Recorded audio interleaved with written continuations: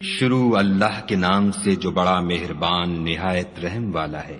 الف لام میم، یہ حکمت کی بھری ہوئی کتاب کی آیتیں ہیں، نیکوکاروں کے لیے ہدایت اور رحمت، جو نماز کی پابندی کرتے اور زکوٰۃ دیتے اور آخرت کا یقین رکھتے ہیں، یہی اپنے پروردگار کی طرف سے ہدایت پر ہیں اور یہی نجات پانے والے ہیں۔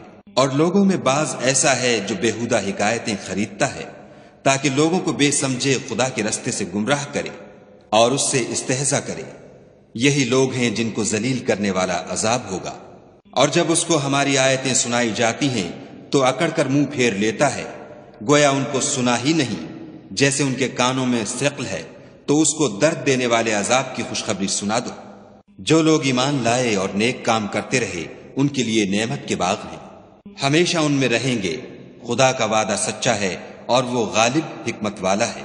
اسی نے آسمانوں کو ستونوں کے بغیر پیدا کیا جیسا کہ تم دیکھتے ہو، اور زمین پر پہاڑ بنا کر رکھ دیے تاکہ تم کو ہلا ہلا نہ دے، اور اس میں ہر طرح کے جانور پھیلا دیے، اور ہم ہی نے آسمان سے پانی نازل کیا، پھر اس میں ہر قسم کی نفیس چیزیں اگائیں۔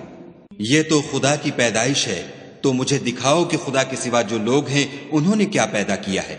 حقیقت یہ ہے کہ یہ ظالم صریح گمراہی میں ہیں۔ اور ہم نے لقمان کو دانائی بخشی کہ خدا کا شکر کرو، اور جو شخص شکر کرتا ہے تو اپنے ہی فائدے کے لیے شکر کرتا ہے، اور جو ناشکری کرتا ہے تو خدا بھی بے پرواہ اور سزاوار حمد و ثنا ہے۔ اور اس وقت کو یاد کرو جب لقمان نے اپنے بیٹے کو نصیحت کرتے ہوئے کہا کہ بیٹا، خدا کے ساتھ شرک نہ کرنا، شرک تو بڑا بھاری ظلم ہے۔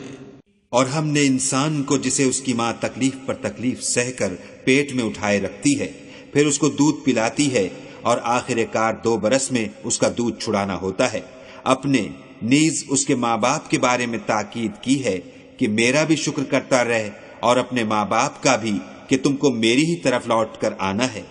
اور اگر وہ تیرے در پہ ہوں کہ تو میرے ساتھ کسی ایسی چیز کو شریک کرے جس کا تجھے کچھ بھی علم نہیں، تو ان کا کہا نہ ماننا، ہاں دنیا کے کاموں میں ان کا اچھی طرح ساتھ دینا، اور جو شخص میری طرف رجوع لائے اس کے رستے پر چلنا، پھر تم کو میری طرف لوٹ کر آنا ہے، تو جو کام تم کرتے رہے میں سب سے تم کو آگاہ کروں گا۔ لقمان نے یہ بھی کہا کہ بیٹا، اگر کوئی عمل بالفرض رائی کے دانے کے برابر بھی چھوٹا ہو، اور ہو بھی کسی پتھر کے اندر یا آسمانوں میں مخفی ہو یا زمین میں، خدا اس کو قیامت کے دن لاموجود کرے گا۔ کچھ شک نہیں کہ خدا باریک بین اور خبردار ہے۔ بیٹا، نماز کی پابندی رکھنا اور لوگوں کو اچھے کاموں کے کرنے کا امر اور بری باتوں سے منع کرتے رہنا، اور جو مصیبت تجھ پر واقع ہو اس پر صبر کرنا، بے شک یہ بڑی ہمت کے کام ہے۔ اور از راہ غرور لوگوں سے گال نہ پھلانا، اور زمین میں اکڑ کر نہ چلنا، کہ خدا کسی اترانے والے خود پسند کو پسند نہیں کرتا۔ اور اپنی چال میں اعتدال کیے رہنا، اور بولتے وقت آواز نیچی رکھنا، کیونکہ اونچی آواز گدھوں کی سی ہے، اور کچھ شک نہیں کہ سب سے بری آواز گدھوں کی ہے۔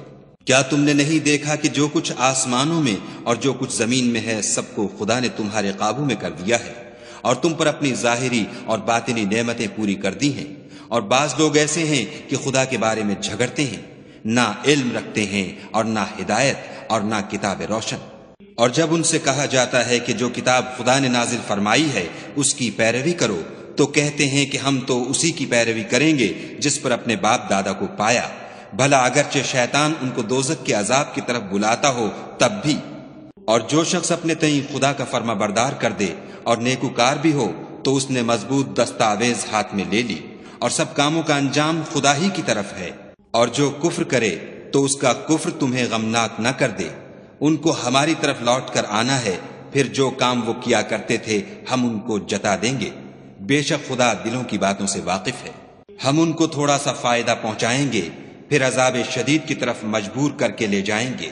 اور اگر تم ان سے پوچھو کہ آسمانوں اور زمین کو کس نے پیدا کیا، تو بول اٹھیں گے کہ خدا نے۔ کہہ دو کہ خدا کا شکر ہے، لیکن ان میں اکثر سمجھ نہیں رکھتے۔ جو کچھ آسمانوں اور زمین میں ہے سب خدا ہی کا ہے، بے شک خدا بے پرواہ اور سزاوار حمد و ثنا ہے۔ اور اگر یوں ہو کہ زمین میں جتنے درخت ہیں سب کے سب قلم ہوں، اور سمندر کا تمام پانی سیاہی ہو، اور اس کے بعد 7 سمندر اور سیاہی ہو جائیں، تو خدا کی باتیں یعنی اس کی صفتیں ختم نہ ہوں۔ بے شک خدا غالب حکمت والا ہے۔ خدا کو تمہارا پیدا کرنا اور جلا اٹھانا ایک شخص کے پیدا کرنے اور جلا اٹھانے کی طرح ہے۔ بے شک خدا سننے والا دیکھنے والا ہے۔ کیا تم نے نہیں دیکھا کہ خدا ہی رات کو دن میں داخل کرتا ہے اور وہی دن کو رات میں داخل کرتا ہے، اور اسی نے سورج اور چاند کو تمہارے زیر فرمان کر رکھا ہے، ہر ایک ایک وقت مقرر تک چل رہا ہے، اور یہ کہ خدا تمہارے سب اعمال سے خبردار ہے۔ یہ اس لیے کہ خدا کی ذات برحق ہے، اور جن کو یہ لوگ خدا کے سوا پکارتے ہیں وہ لغو ہیں، اور یہ کہ خدا ہی عالی رتبہ اور گرامی قدر ہے۔ کیا تم نے نہیں دیکھا کہ خدا ہی کی مہربانی سے کشتیاں دریا میں چلتی ہیں تاکہ وہ تم کو اپنی کچھ نشانیاں دکھائے؟ بے شک اس میں ہر صبر کرنے والے اور شکر کرنے والے کے لیے نشانیاں ہیں۔